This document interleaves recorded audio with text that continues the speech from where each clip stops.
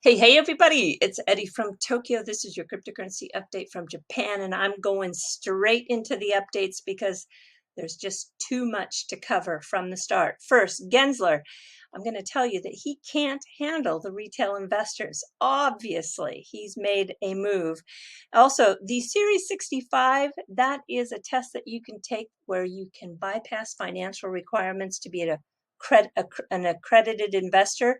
It does work, yes, if the firm supports it. I'm going to explain. And how do you track all of these airdrops? 23 now. I'm going to share how to do that. It is someone who is really doing a fantastic job and is keeping them on a Google's doc. And the Songbird token, that is the token that's going to be airdropped before Flare Spark comes. The reason being is so that we can use it to test the network, and that is prior to the mainnet of Flare networks going live. I think we're very, very close to having the airdrop of Songbird, and we are going to see that the wallet that supports it, along with supporting Flare, has been put out today in a beta form. There are 10,000 people testing. I'm one of those 10,000 people, and I think it's going to be very interesting. And last but not least, and I didn't save it for last to keep you here really, it just came in late after I had all my tabs set up. There is a new Ripple document, quite interesting. There's 3 products on there, but one in particular shows near launch for the central bank digital currency infrastructure using XRP as a bridge currency. And I am going to share that with you. And it's the first of a few slides that I have, but I'm going to just do this one tonight because if I were to go in deep on that last document that I want to share with you, I would have never gotten this video done tonight. And it is after 9 p.m. and I still need to eat dinner. So first, there is a new face among the SEC team, and this is Barbara Roper. She is joining Gary Gensler's leadership team as a champion for investors who will provide invaluable counsel on behalf of the American public. So was said by Gary Gensler. I think he can't handle what is happening on Twitter, and he needs to have somebody help him. So please, definitely commit her Twitter at Barbara Roper 1 to memory. And I want you to include her in your tweets that you find where the SEC is shown as just having despicable behavior, whether it has been in the past or is in the present. Don't let those tweets go to waste. Unfortunately for Barbara, I looked at her Twitter feed. It's beautiful. Honeybees, hummingbirds, butterflies, beautiful flowers. I don't think she has any idea what is coming in regards to Twitter, but yeah, let's see how tough she is. She looks like she might be able to handle it. All right, let's talk about the retail investor for a minute. This is Bill Saris of Link2, and on the 25th of October, there was an accredited investors luncheon that they had online. It's always really good. I enjoy them. They have good guests. This last week was Greg Kidd, a former employee of Ripple, and he's a very enjoyable man, super smart, has a real talent for finding interesting projects. And I will tell you that I learned a couple of interesting things too, in addition to just listening to the guests. There are now currently 100 million accredited investors. And yes, the SEC did lower the bar whereby you can take that Series 65 test to bypass having those financial requirements. But I will tell you that, oh, there goes Momo. It is only if the firm that is selling the financial instrument to you supports it, because there are some updates that came on what was it, 14th of April, I think, that actually update the requirements that are in addition to taking that test. So the test still applies, but it was April 14th. Yeah, what a memory.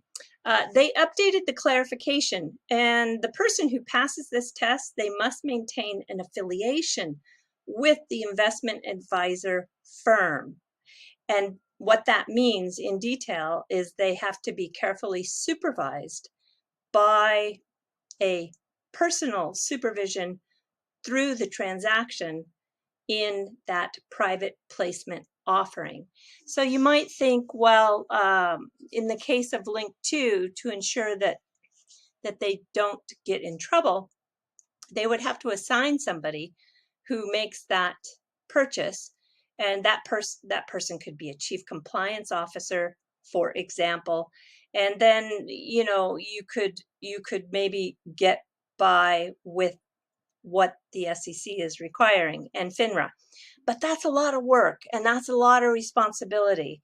So I'm not surprised that Link2 stopped working with investors who only qualified with passing that Series 65 test, because they're just not equipped to work on that next level required.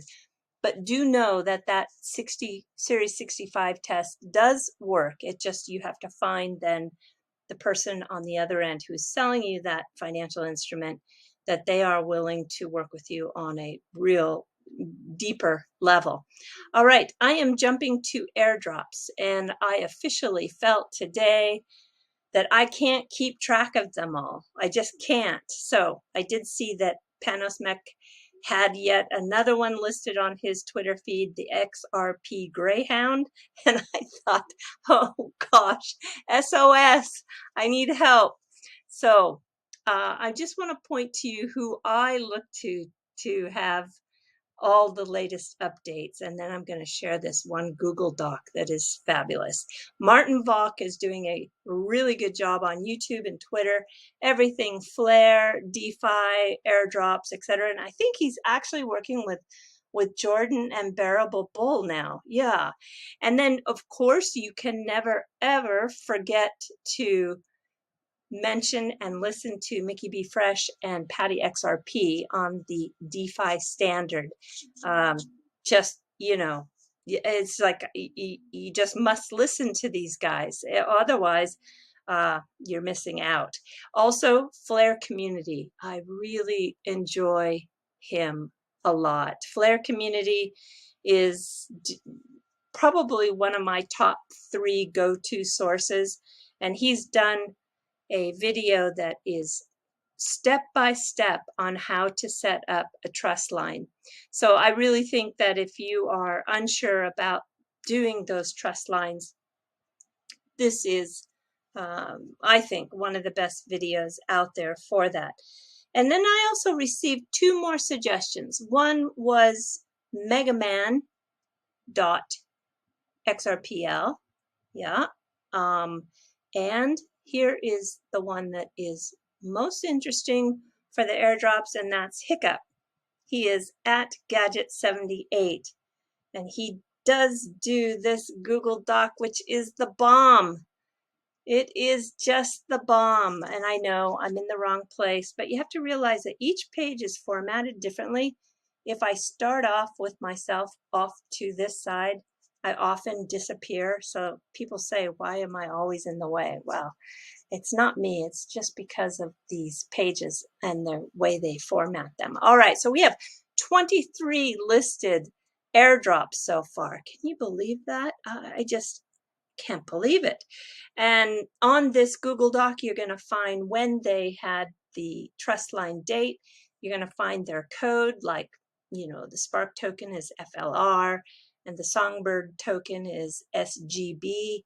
And then you're going to see the maximum supply, if it's known. You're going to see the circulating supply. You're going to see how many trust lines it has so far. That's very, very important.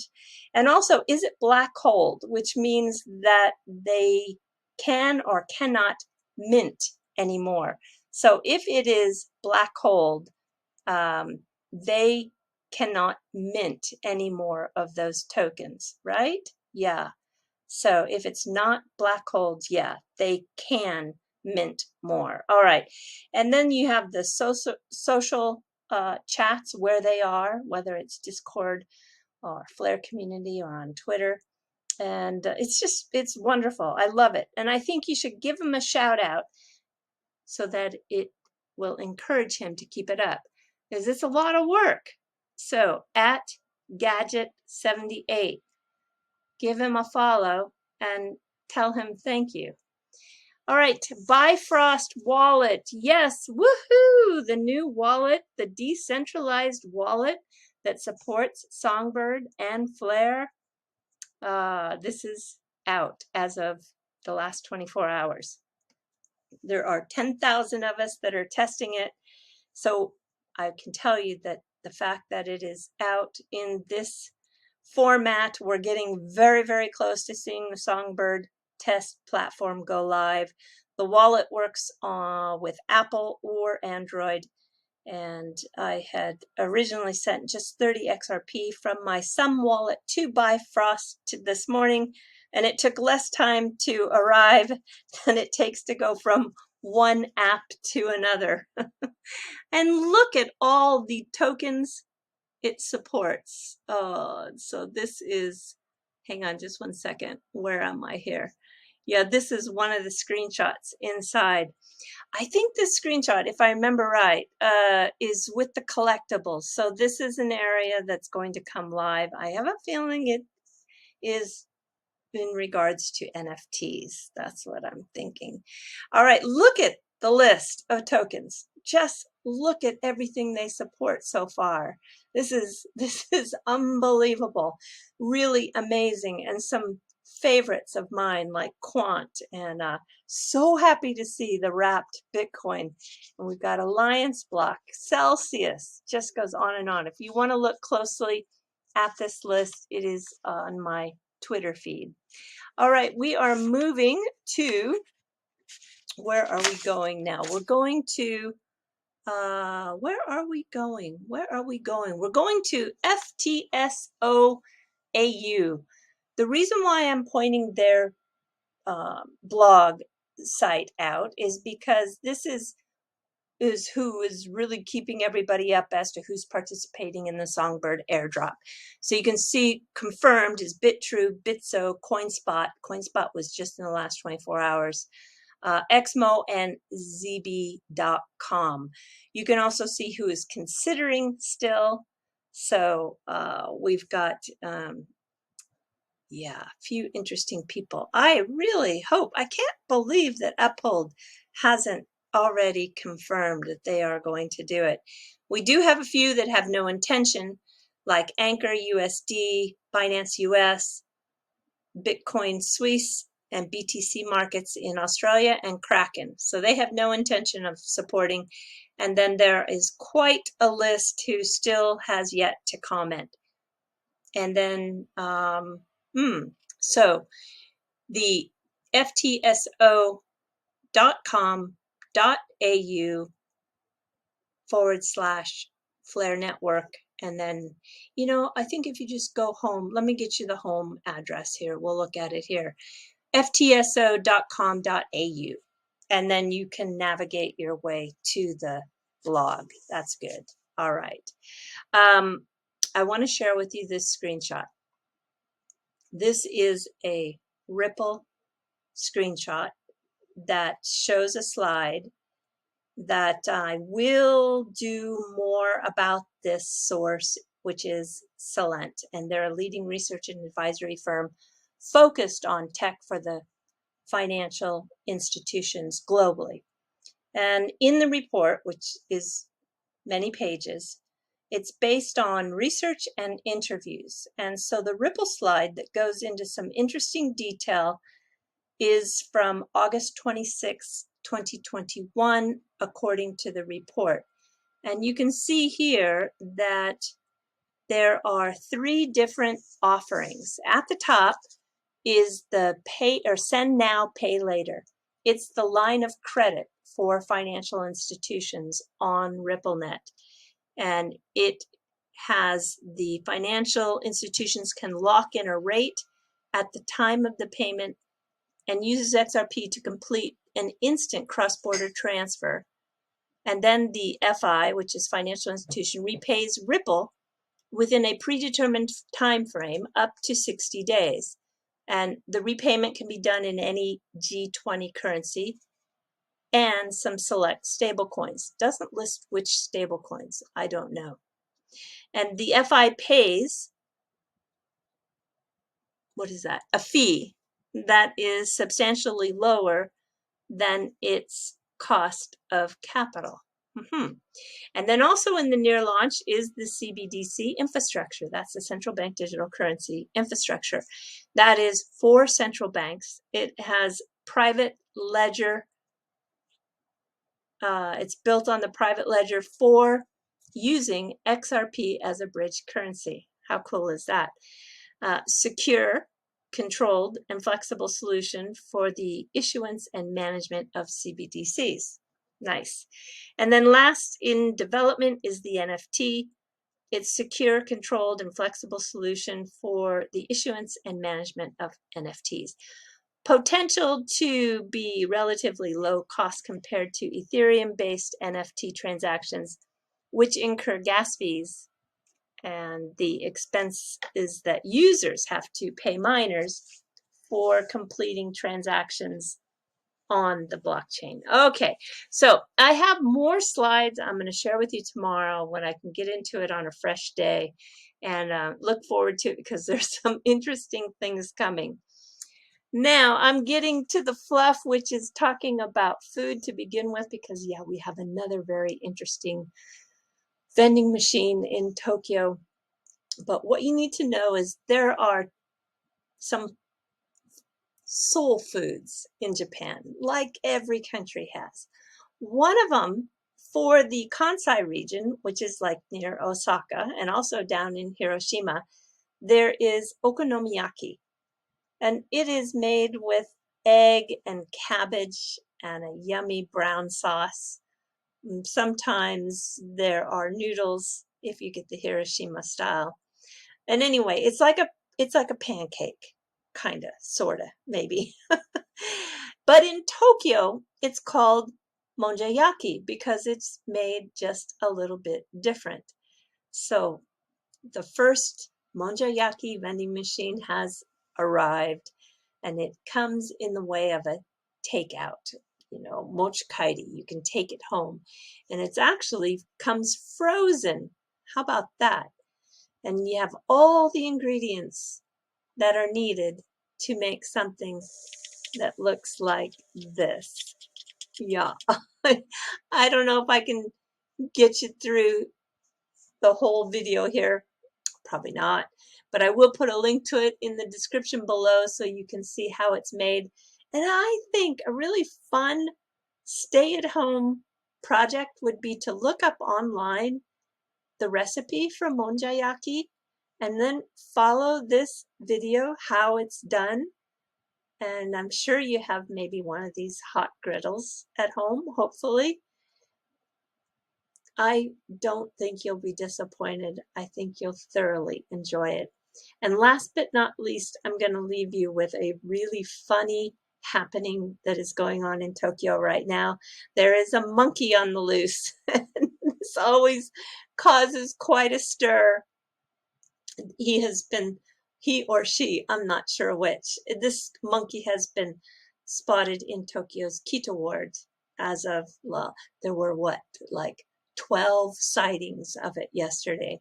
I'm sure today we've got another list of sightings.